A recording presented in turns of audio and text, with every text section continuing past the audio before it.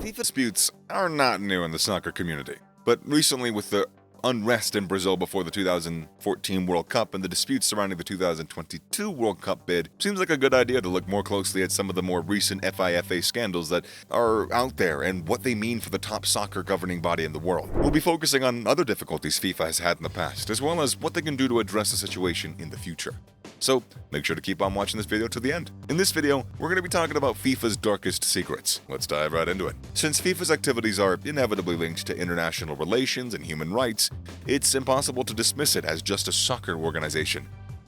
Membership in FIFA is the strongest indicator that a country's identity as a nation-state has been recognized by the international community. Besides admission to the UN, FIFA has a significant impact on the rest of the world due to the popularity of soccer and the World Cup's economic impact. For instance, their actions in South Africa near the end of apartheid helped to put a stop to that troublesome system. When Nigeria was finally admitted to the league, it was a significant step forward for the country's national unity. As Peter Parker's uncle once said, with great power comes great responsibility. FIFA might be failing to fulfill this duty. FIFA was quote-unquote as much of a gentleman's club as it was an international bureaucracy when it was initially established. There is a strong argument that little has been changed in this area. Several books and papers have been published in the last 10 years describing the internal corruption of FIFA's highest officials, including Foul. Numerous authors have written books about the widespread corruption in FIFA, like FIFA and the Contest for World Football, Who Runs the People's Game, by Sugden and Tomlinson, and The Secret World of FIFA, Bribes, Vote Rigging, and Ticket Scandals. Therefore, the organization should review some of its policies. However, over the years, FIFA hasn't been seen fit to handle these issues in a thorough way. So let's take a closer look. An outline of some significant controversies. Qatar 2022.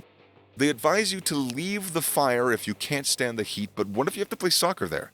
Summertime highs in Qatar can reach 122 degrees. Additionally, FIFA chose to move the World Cup final to the winter of 2022, which might result in significant scheduling conflicts with other sporting events and interfere with the time spent with the family. It seems unfair and foolish, especially since other nations submitted bids for hosting it in the summer. Furthermore, the little nation lacked the necessary infrastructure to handle this project, so everything was built from scratch. This makes it seem odd to host the World Cup there when so many other nations have, adequate infrastructure in place already for the tournament. But now that the location was decided, Qatar moved quickly and prepared. Everyone is aware that keeping labor costs as low as possible results in labor conflicts. Although Qatar is not the first country to exploit questionable labor practices in the World Cup construction effort, the death of Nepalese workers on the site are undoubtedly the most recent in instances of such abuses. Workers in South Africa went on strike in responses to claims that they were putting on more than 18 hours per day for 190 rand, or roughly 20 euros. The BBC conducted an investigation after learning that migrant workers were living in subpar conditions close by while receiving very little pay as a result of Brazilians' airports' overly planned expansion processes in response to expected increases in traffic. And of course, we now have Qatar, where 400 Nepalese construction workers building World Cup facilities perished in 2014. Although FIFA is still reluctant to acknowledge that perhaps their construction methods might have been flawed. Yeah.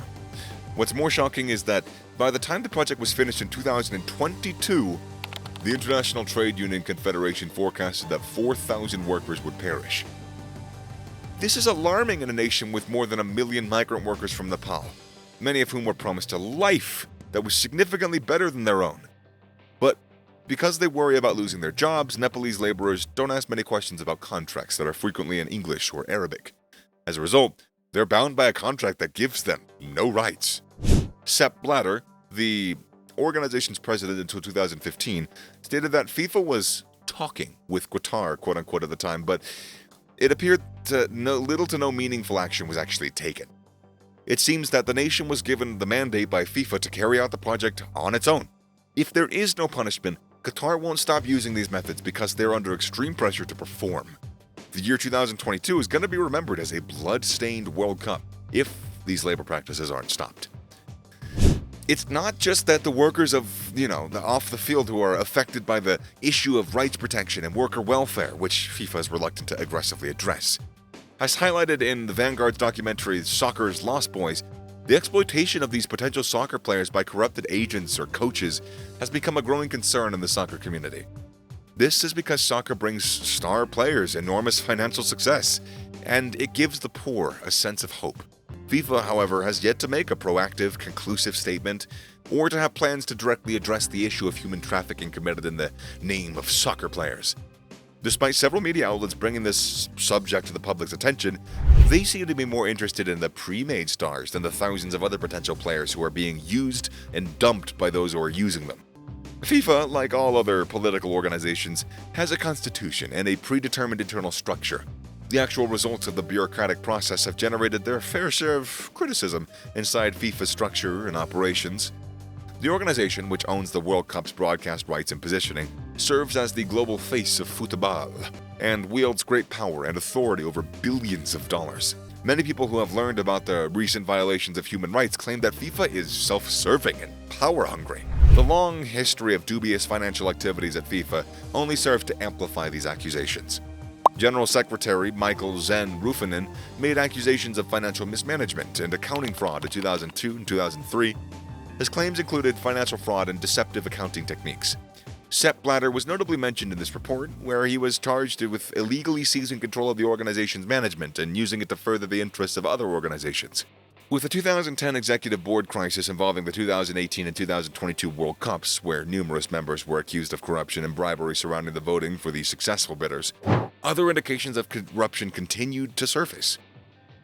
When serious allegations surfaced that Mohammed bin Hammam had bribed many FIFA officials in order to win Qatar's candidacy, allegedly paying $40,000 to members of the Caribbean Football Union, Mohammed bin Hammam, who was vying to become FIFA's president, left the organization.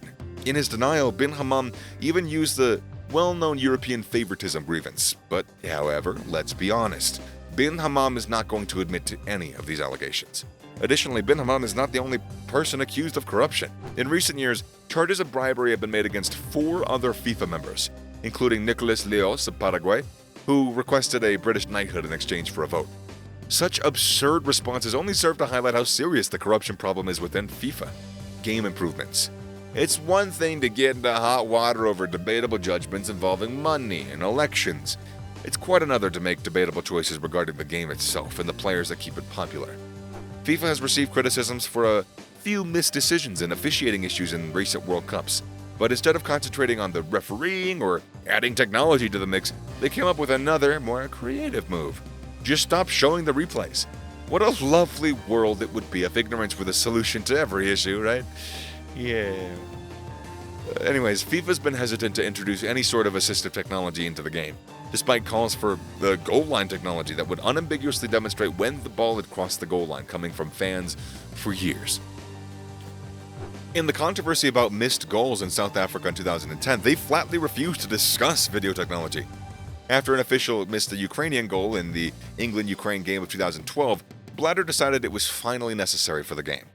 Following England's defeat to Russia in 2018 in the World Cup bid, the timing of the statement caused further controversy. Blatter and FIFA have chosen a slow path to an inevitable conclusion despite regular instances of why a new system is needed. It may seem like a minor issue, but it shows how disconnected from soccer fans and changing circumstances FIFA's higher echelons remain. FIFA has been unable to move more quickly, and it's disappointing that a group in charge of the people's game is so resistant to public demands. And that's it for today, so we hope you enjoyed the video. What are your thoughts on all this? Please comment down below, press that bell icon, and subscribe to our channel to make sure you don't miss any of our upcoming videos. We'll see you in the next one. Thanks for watching.